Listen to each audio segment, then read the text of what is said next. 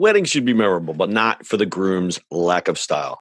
That's why our friends at the Black Tux rents suits and tuxedos that you'll love wearing at your wedding. So if you wind up getting featured on a list of 23 epic wedding fails, or say your reception table catching fire, your DJ playing Let's Get It On during the father-daughter dance, at least you know you'll look good for your close-up. Listen, guys stress about weddings too. Me, I've never been married, but I've had to rent quite a few bad tuxes in my day. Those rental stores, they're just renting you a penguin costume for the day. It's uncomfortable, it never looks right, and that giant bow tie, that's got to go. It's a big day. You got to have some style. So go to theblacktux.com. Check out their tuxes. Let me tell you, now you're dressing in style. They've even got a groom's guide with helpful tips for the groom who might be feeling a little overwhelmed by the whole getting married thing, if you know what I mean. But the best part about the Black Tux is that they have an easy online ordering process that brings your suit or tuxedo straight to you. Just pick a style at theblacktux.com and request a free home try-on so you can feel the fit and quality before you commit. And if online isn't your style, they have showrooms all over the country where you can find your fit and plan your look. From there, they'll ship your order 2 weeks before your wedding so you can check it out one last time.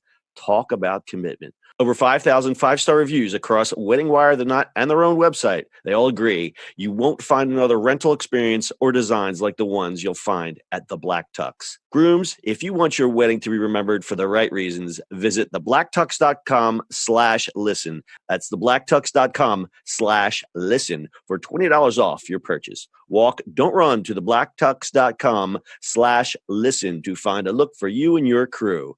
Theblacktux.com, formal wear for the moment. It's the E-Commerce Minute, your daily dose of e-commerce, tech, and retail news with your hosts, Bart Mraz and John Suter. The E-Commerce Minute is a production of Sumo Heavy, a digital commerce consulting firm in Brooklyn, New York, and Philadelphia. Find us on the web at sumoheavy.com. It's E-Commerce Minute, episode 352. In today's episode, Walmart looks to make big boxes into town centers. At a recent shopping center industry event in Atlanta this week, Walmart announced plans to create what it calls town centers, outdoor gathering areas with seating, green spaces, playgrounds, restaurants, jogging paths, fountains, and maybe even live music. The idea is that these reimagined Walmarts will become a natural go-to destination for dining out activity. The town centers would offer outdoor activities like seasonal farmers markets, festivals, food trucks, as well as necessities like urgent care and fuel. These changes would conceptually make Walmart a community gathering space. Plans vary by location and include in-store dining, food halls, and food trucks, as well as green spaces, skateboard parks, and other amusements aimed at drawing more shoppers and inviting them to stay for long periods of time. Shake Shack, Orange Theory Fitness, Caribou Coffee, and Pinstripes Bowling are a few of the companies Walmart has floated as partners. Other developments may include movie theaters, driving ranges, and doggy daycares. Walmart plans to customize each project to the local community, meaning that unlike the interiors of its cavernous supercenters, no two locations will look alike. Some town centers will feature a mobility hub where people can catch buses, rent bicycles, or catch a rideshare or taxi. In some cases, there will be a paved path from town for those customers who want to ride their bikes or walk. The new town centers will also incorporate pickup kiosks for online groceries and special 10-minute parking for grab-and-go lockers. The space needed for the new town centers would come from the 6 to 8 acre parking lots that are typical for a Walmart store. The first of which it calls Reimagined Centers is planned at a supercenter in Loveland, Colorado. The company says it will break ground in spring 2019 on a 2-phase development that will bring food and beverage, wellness, and entertainment to the site. Future town centers are planned for Missouri, Iowa, Arkansas, and Oregon. More than 10 additional Walmart Supercenter sites in other cities would get various interpretations of the new concept, including some built around food trucks and community parks. Today's consumer is looking for more experiential shopping experiences. If Walmart can properly tailor these concepts to each community, they may be able to reimagine what the future shopper thinks of a typical Walmart. Town centers. Town centers, huh? I like it. Okay, it's a mixed bag for me.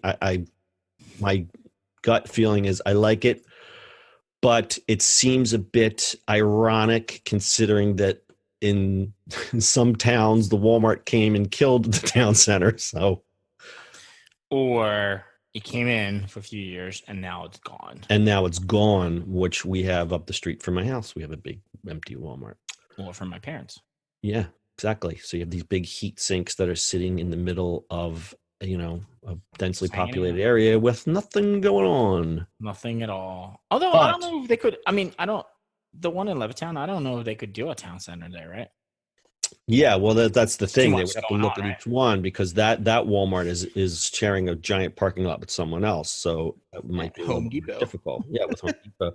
So, I mean, this would have to be looked at case by case, and I don't expect this coming to this area anytime soon. It's a concept, so this is still a few years away. But if you look at the renderings, and we'll have a link to that on our website, ecommerceminute.co, it looks like a place that you might want to go. Like one rendering had like a taco bar, and then the one had like a restaurant with a patio on the roof, and there's like a park, and there was a food truck, and I think they're trying to again make this more experiential, which is great I for the mean, yeah, I mean, I think they're taking the um, sort of a page out of Apple's playbook, right?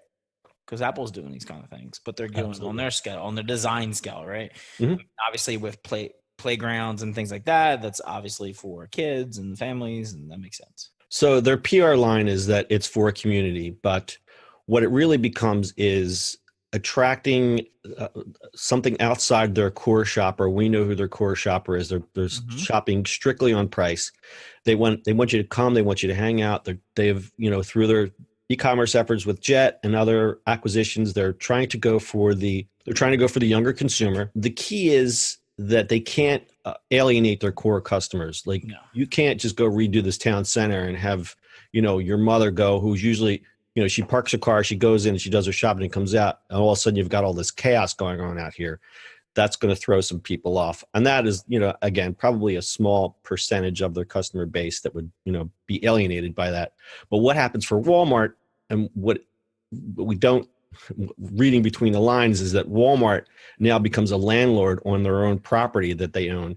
They had this underutilized real estate, and now they're suddenly a landlord. So imagine you have this super center, you've taken up all this space that no one was using anyway, and you've got a Caribou Coffee, a bowling alley, and a doggy daycare center. Imagine the rents that they're bringing in, and the people that bring in, and the foot traffic that it brings in. So, right. from a business standpoint, it makes total sense. Yep. So one of the things is it points out that if they have all this extra space, maybe the Walmart stores themselves are just too big in this omni-channel world. It's just they may even take this concept and move it inside some of the stores. Like we talked about how Kohl's has these giant stores and they have this giant footprint. Well, they said, well, let's let Amazon move in and set up these stores. And I think now Walmart is going to kind of take this cue. They already, I mean, if you already go to a typical Walmart, you get like a Subway and a haircut place and a glasses place. That's kind of like utility. I call that utility shopping. It's like, okay, I got to get my stuff and I got to get my glasses. I got to do my thing and I'm going to stop and get a sandwich. That's it. Yeah, This exactly. is more experiential. Like if you're putting in like a small brewery or a taco bar or a bowling alley, it becomes like you're almost recreating not only the town center but what has gone away, which is like people hanging out at a mall, people hanging out doing shopping anymore, which is people don't do it as much anymore, and your indoor malls are becoming a thing of the past. So they're kind of you know tailoring the shopping to the changing demographics, and people again want that experiential, because millennials, man, they want to have a craft beer while they're buying their $2 t-shirts. And you don't.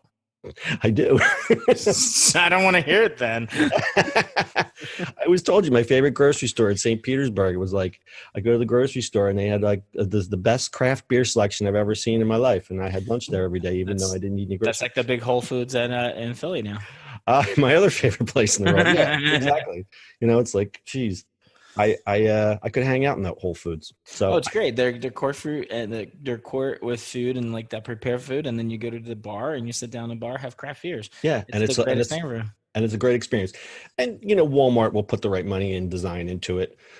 Yeah, My fear is um, just some of the things that could happen in some of the areas, and that's why it's not going to work in every Walmart, because you got some Walmarts that are in some pretty dicey areas, and people take advantage of a good thing.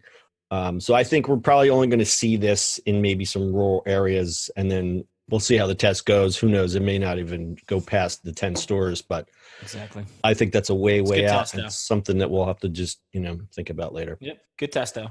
Good test, though. All right. As I said, full show notes are ecommerceminute.co. Bart, do you have anything to add? Nope. All right. That's your e-commerce minute for today. We'll see you on the internet tomorrow. Mañana. That's it for today's show. If you like the show, do us a favor and subscribe or leave us a review on iTunes. And don't forget, you can now listen to the e-commerce minute on your Amazon device. Just add e-commerce minute to your flash briefing. And finally, if you have a comment or suggestion or just want to say hi, find us on social media at Sumo Heavy.